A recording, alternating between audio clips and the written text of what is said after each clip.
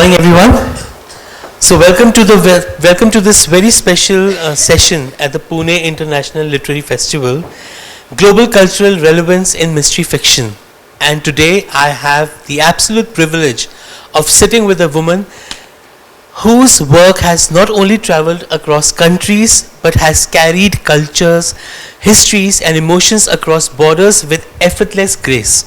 So Dr. Manjiri Prabhu is not just India's first internationally recognized female mystery writer, she is a genre maker. So the creator of the destination thriller, a form where a city is not just a setting but a living, breathing character. So a genre where storytelling becomes cultural diplomacy and mystery becomes a way to understand the soul of a place.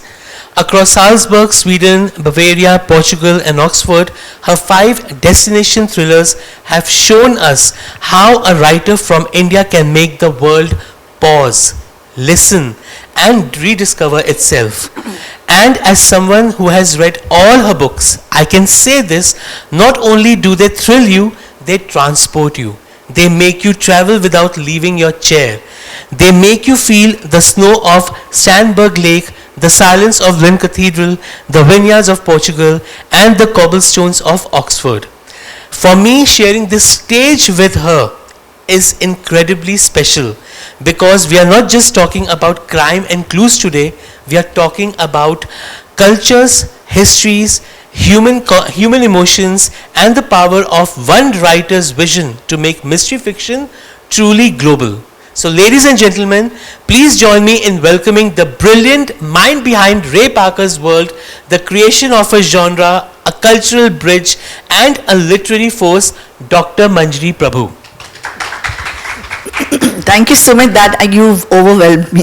That was a long prologue and so brilliant. Thank you very much. It's like a concise review of all my books put together.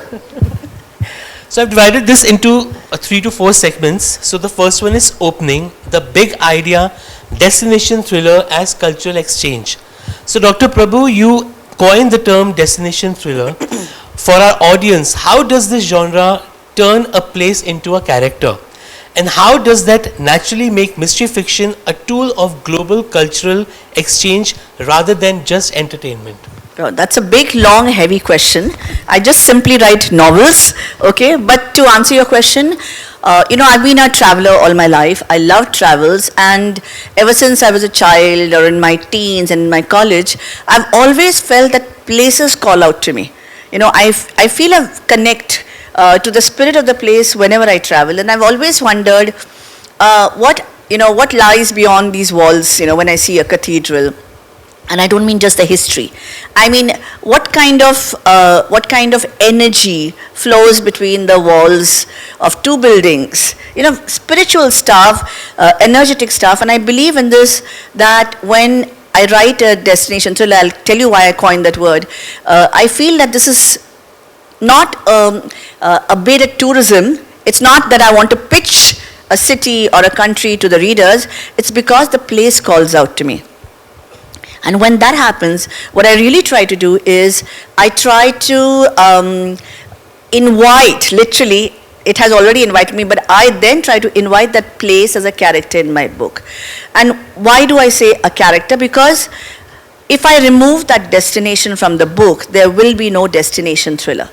There will be no thriller. Forget the destination. So what really happens is that I use the architecture, the culture, the lifestyle, the food, the people, the folklore, the legends. I take clues from all of this and I intersperse it in a contemporary plot. And that's how that destination comes alive. And that is why destination thriller. And I do this because, someone once said that I would like to see the world twice, once through my eyes and once through yours. I say that I would like the reader to see the world twice, once through his eyes and the next time through mine. And that's the whole purpose of the destination thriller.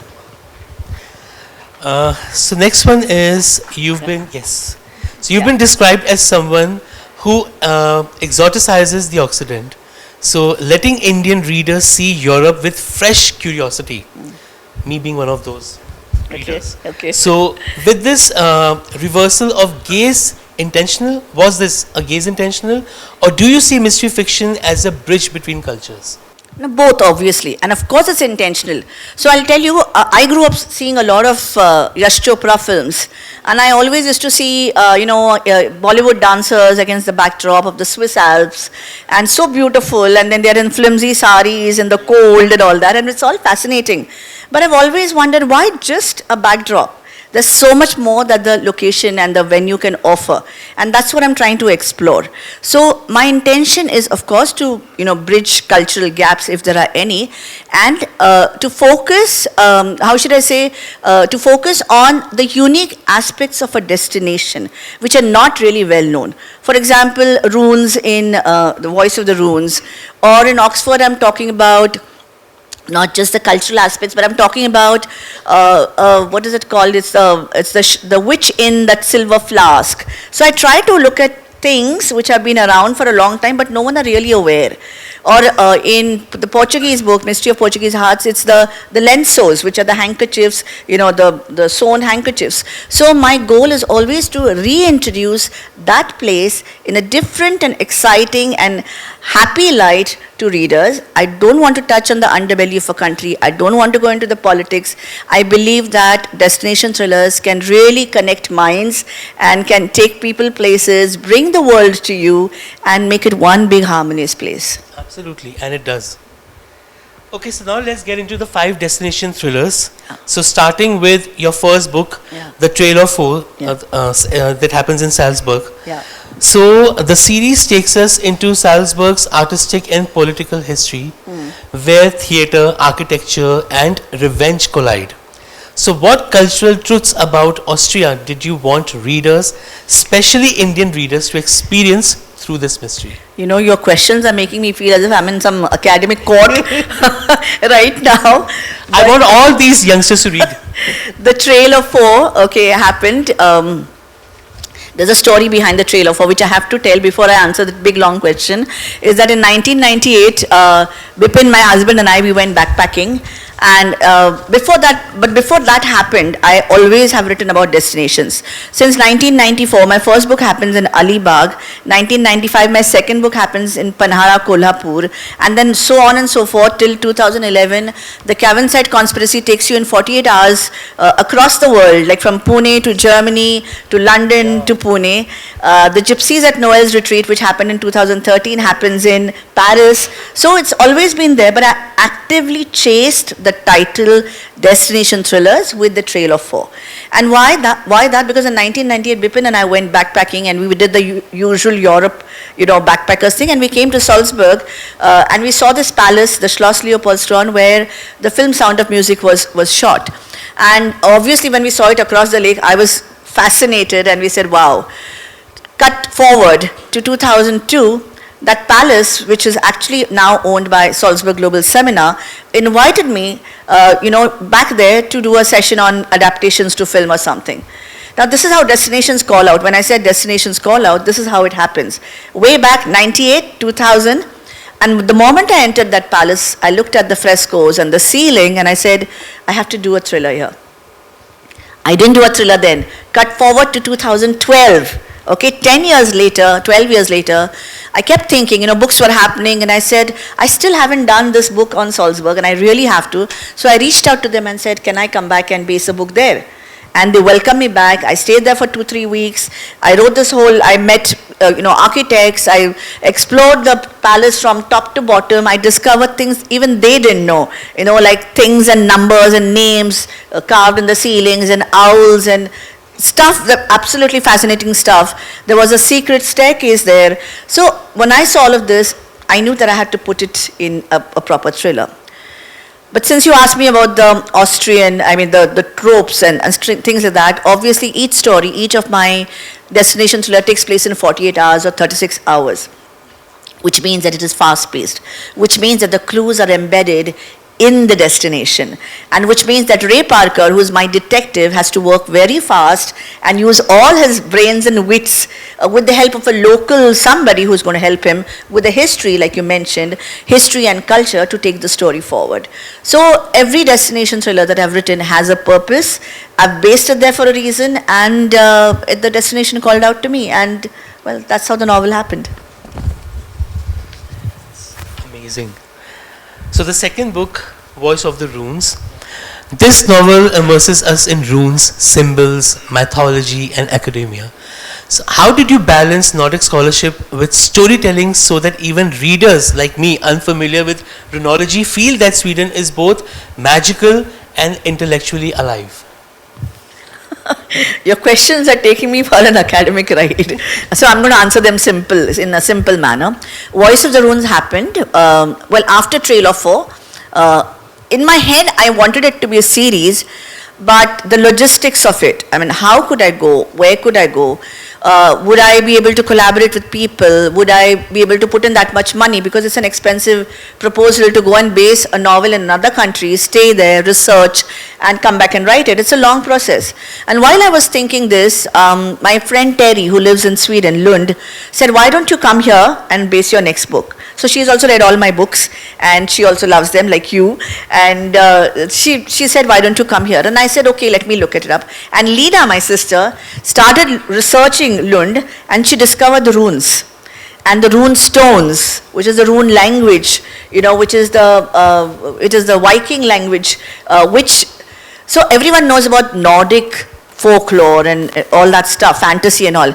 No one really talks about the runes as in a language. And that got me thinking. I said, here's an aspect of Swedish culture which no one knows, and that is how I started exploring what could be done, and so on and forth. And then I went and stayed with my friend Terry, who was kind enough to host me, and The Voice of Runes was born. Now coming to The Legend of Snow Queen, Okay. which is in the Bavaria. So here you blend royal history, Christmas folklore, love and conspiracy. So how did the Bavarian landscape and Sissy's emotional legacy shape the mood of this entire mystery? It is about that. There's no mood. The full book is on Bavarian history. It talks about what's his name? Ludwig, King Ludwig II, who was a crazy king, and he built all these beautiful palaces. How many of you have traveled out of India? I mean, not Chandler and Leena, but in the audience, anybody's gone out of India to Germany? Have you, or at least have you seen the fairy tale, the Disney castle? Have you seen the Disney castle? They have that princess, yeah, right. And that was inspired by one of the palaces near Neuschwanstein, which Leopold is Salzburg, which Ludwig II designed and spent the government coffers on. And he spent so much of the government money that they declared him mad, and they transported him to Lake Starnberg in a castle, and he was kept there captive till he was found drowned in the Lake Starnberg. Now his cousin was the Empress of Austria, okay, Sissy, and she used to come and secretly visit him for 23 years in Lake Starnberg.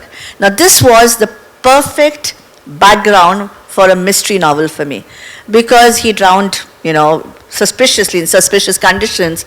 She used to come and visit him. They used to meet at a rose island, a very private rose island, no one could access it. So all this put together was the perfect thriller material for me, and that's how I started bringing it in. And then of course the hotel where she stayed is quaint and beautiful.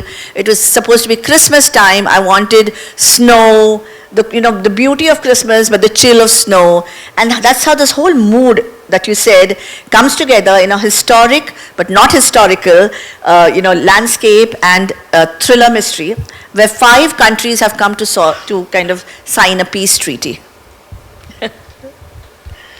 Okay, now Portugal, the mystery of the Portuguese hearts. So Portugal's wine estates, family honor, and generational secrets form the emotional spine of this book. What drew you to this cultural world, and how did Portuguese values guide the mysteries, themes of love, legacy, and betrayal? Okay, that's about 5 questions in one question again. So, how did the Portuguese hearts happen? Yes. Very simply put. Okay, so after I wrote these three novels, destination thrillers, we were at PILF and we had a session like this, and the Portuguese tourism was so excited about what I was doing. They said, why don't you come and base a novel in North Portugal?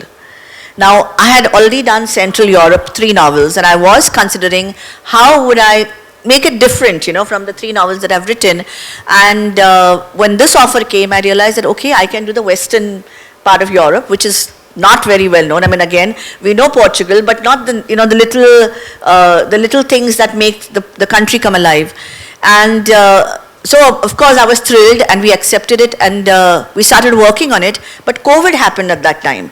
And obviously, everything for a toss for a year or two. And I said, okay, so this novel is gone. And I was then considering what else to do. But somehow they came back to me after COVID and said, we still have to do that novel. And this is what I mean when I say that a country holds on to you no matter what, one way or the other, for the novel to be born.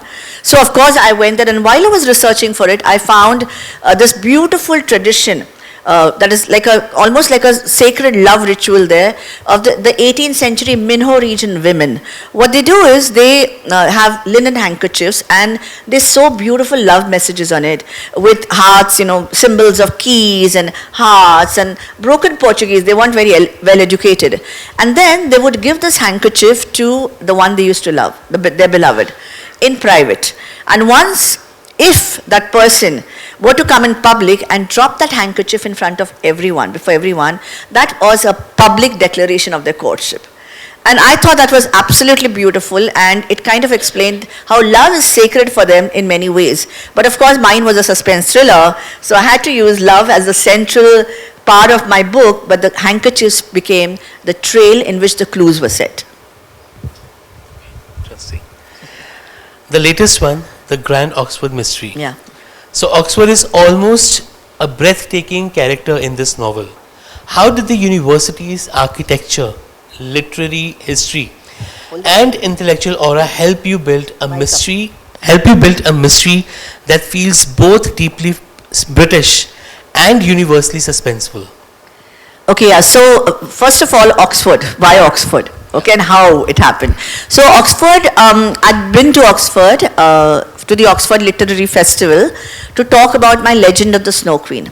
And at that time, of course, I'd finished the destination thrillers, and again I was wondering, which is the next destination which is going to call out to me? And I was right there, and I was standing in front of this very famous building called Radcliffe Camera. If you just Google it, if you don't know about it, just Google it and you'll know it's a very iconic building. And I was standing there, I was doing a video. To my, like my sister Sonia is very enthused. She always takes my reels wherever I go. So she took a video and said, say something. So I said, okay, I'm here in Oxford and I'm thinking of which is going to be my next destination thriller. Could it be Oxford? That's what I said. And suddenly the wind swirled around me. Literally, I'm not joking, okay? The wind swirled around me, my hair started blowing up, and I said, oh my God, this is prophetess, or it's symbolic or whatever. And exactly couple of months later, I went back to Oxford and I started researching.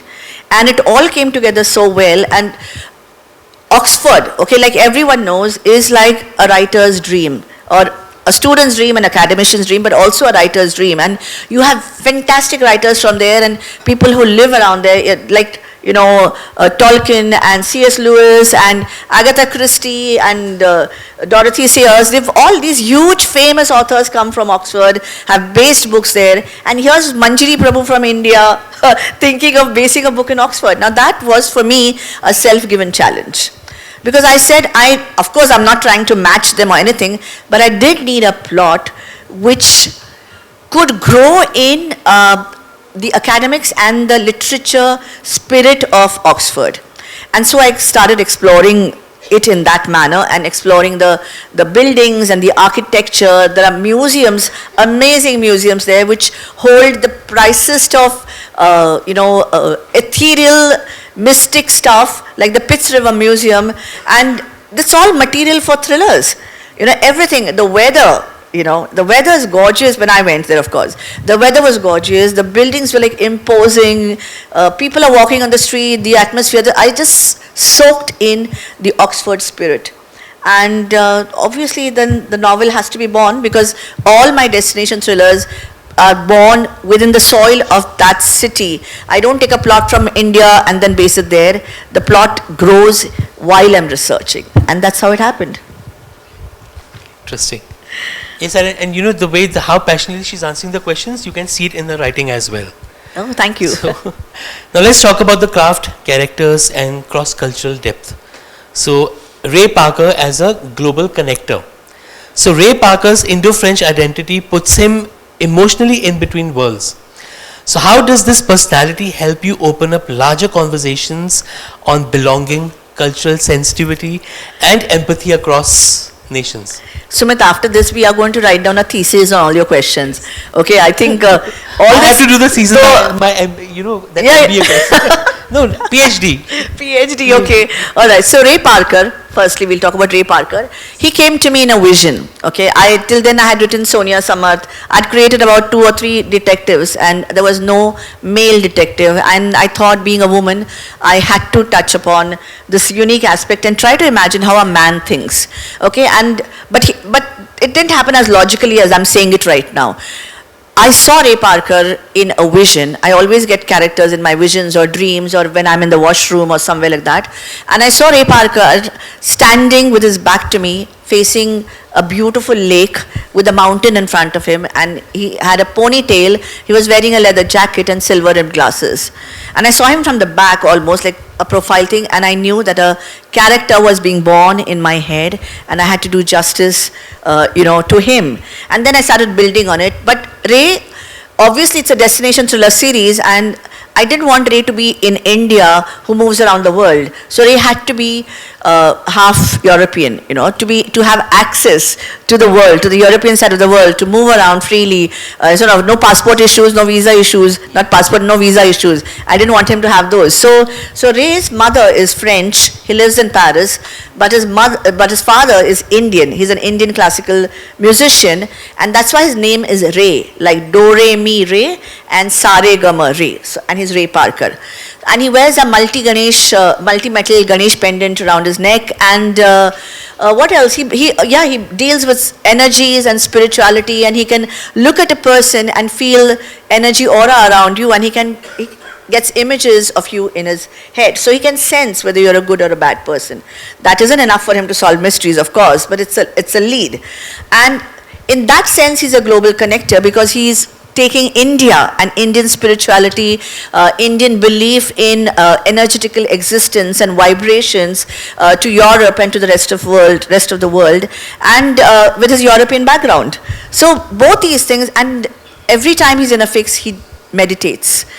He falls back on his Indian origin and Indian sensibilities. He's a very sensitive person. He's very kind, and he's really the perfect guy I could have ever met. Sorry, Bipin, but extremely wonderful man that I could have created, I feel. And I think he is a global connector, like you said, and he gets hurt, he falls in love.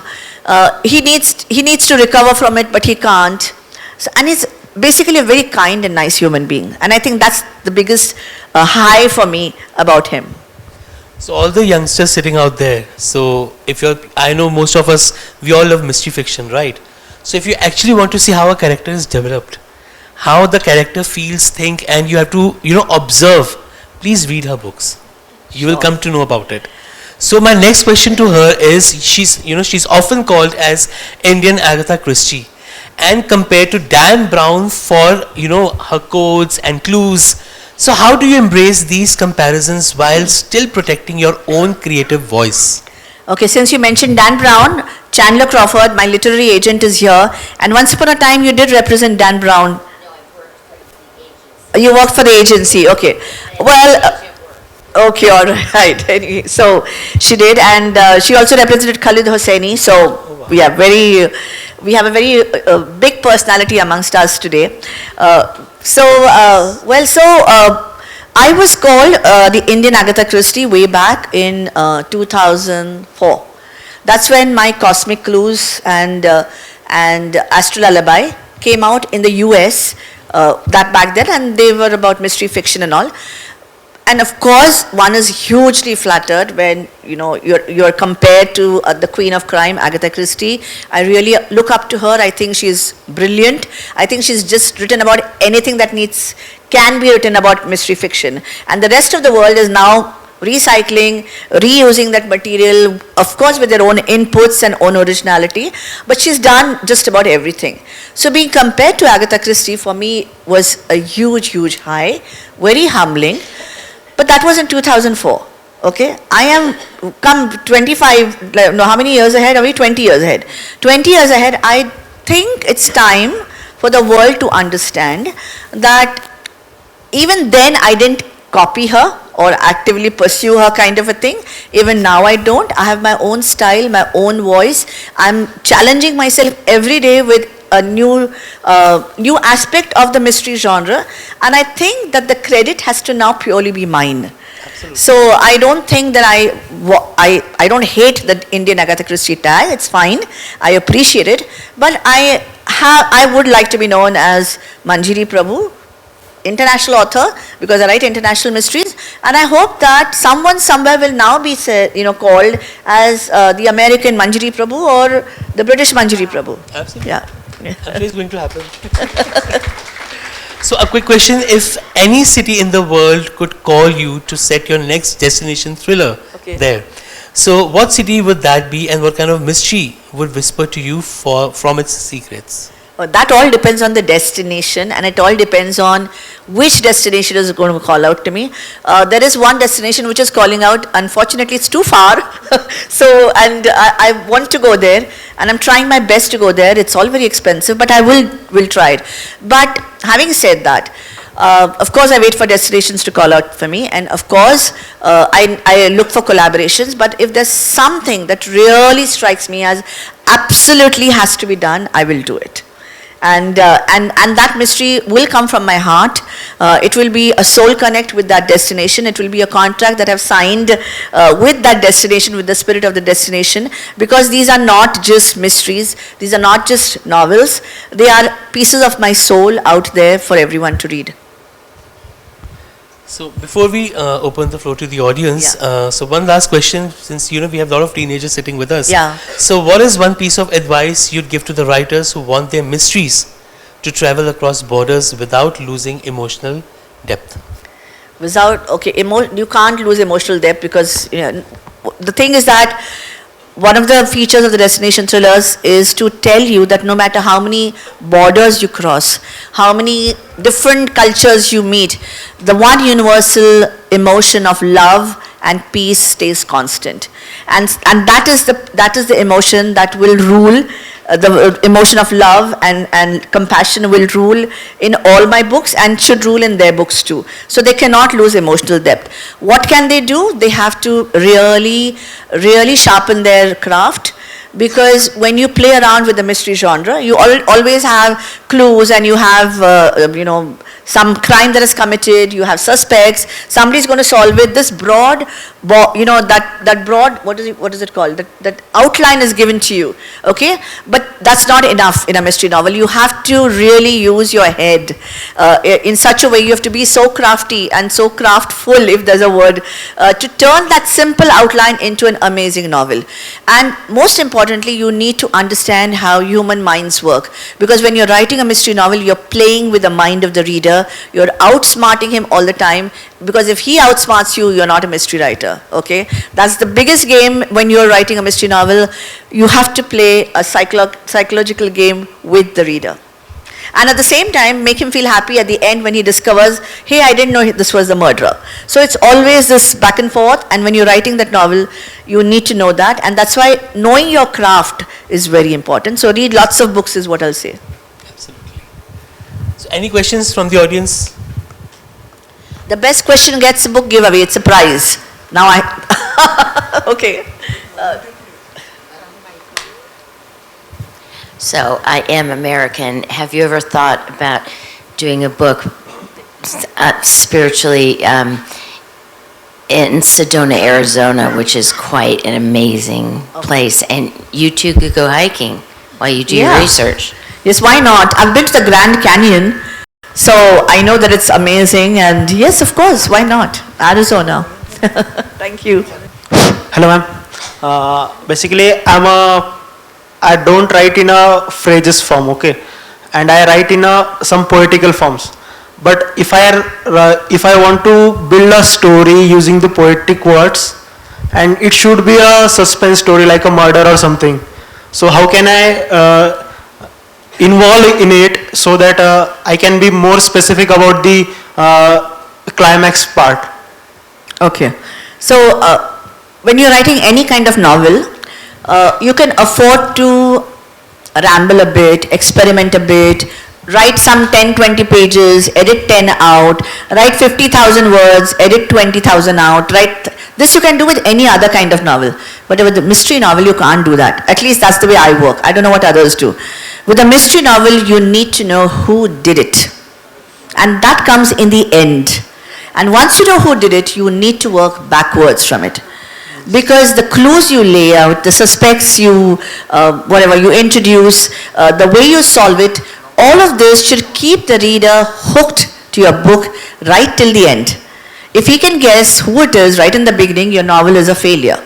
Okay? Yes. No other novel, no other genre has this test.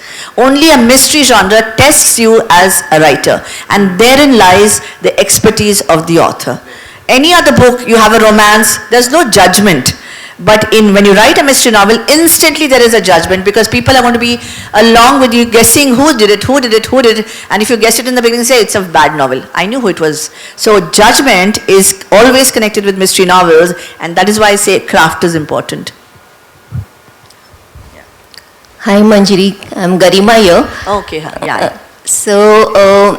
As readers, we tend to get attached to some characters who's very intense.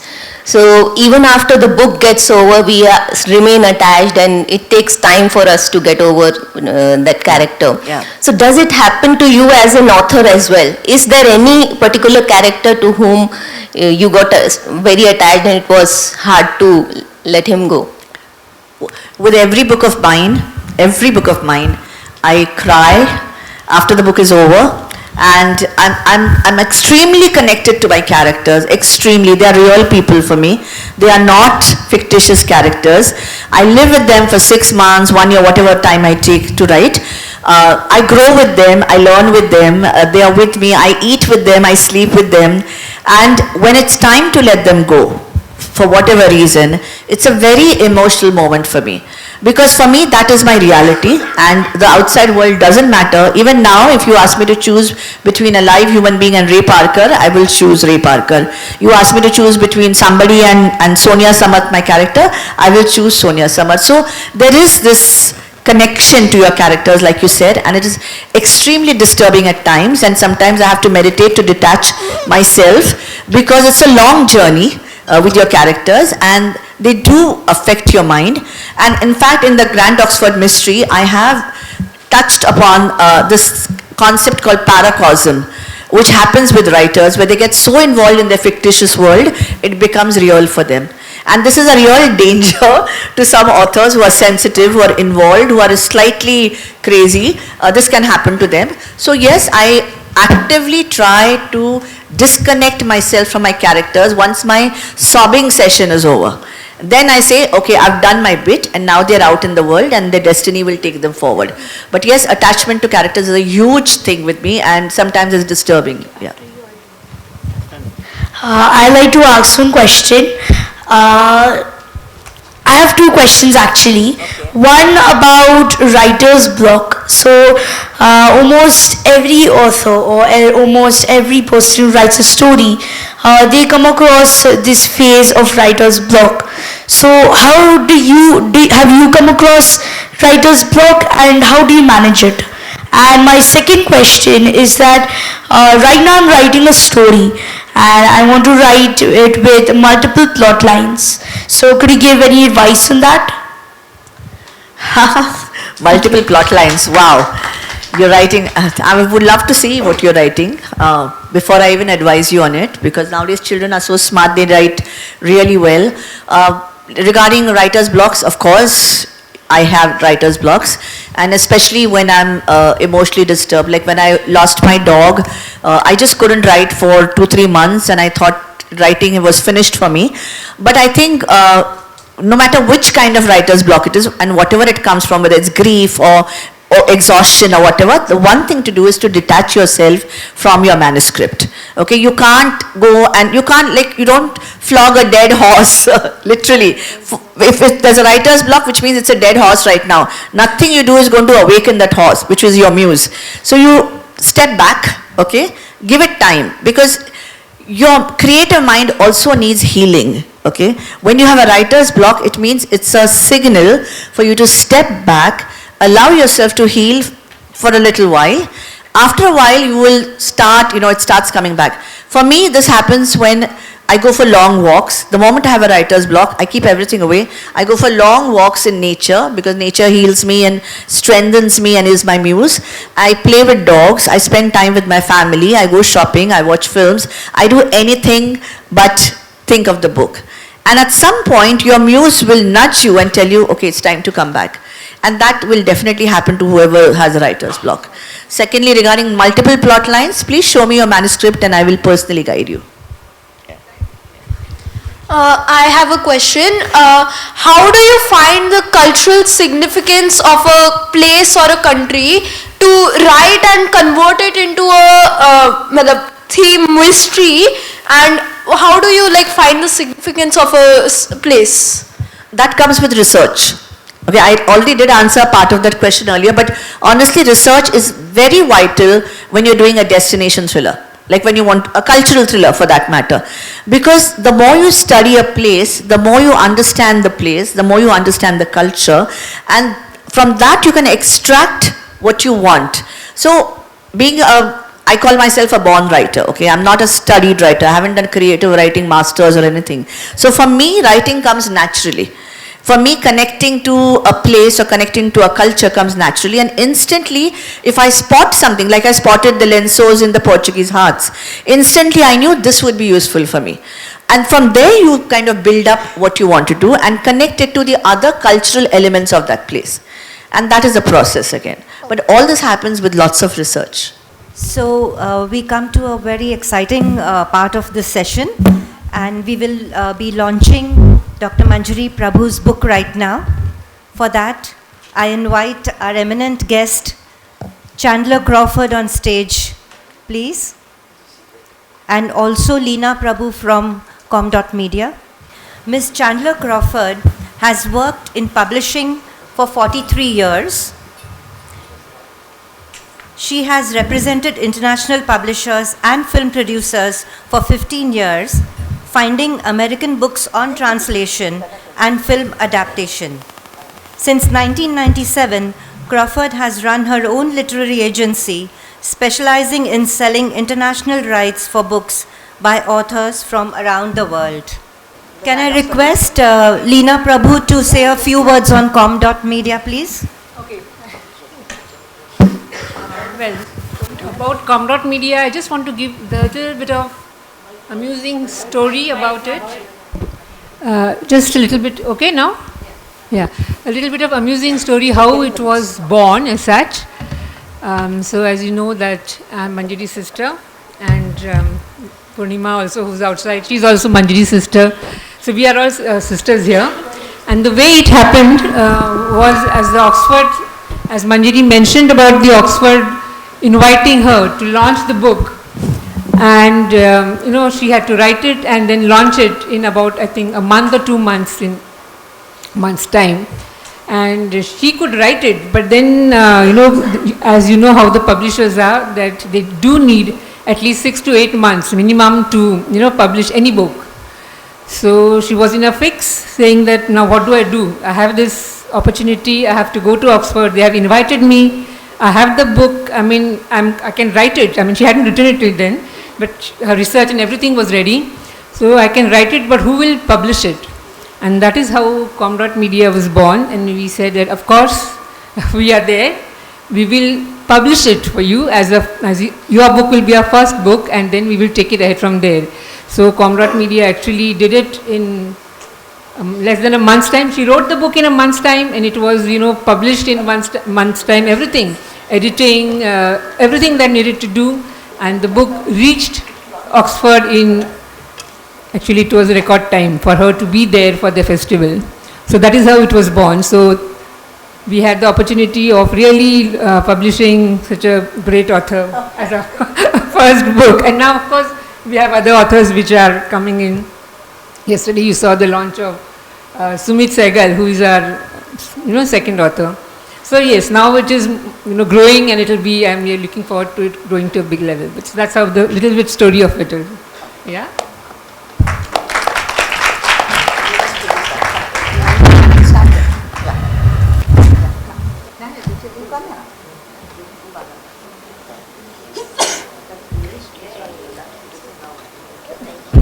Welcome.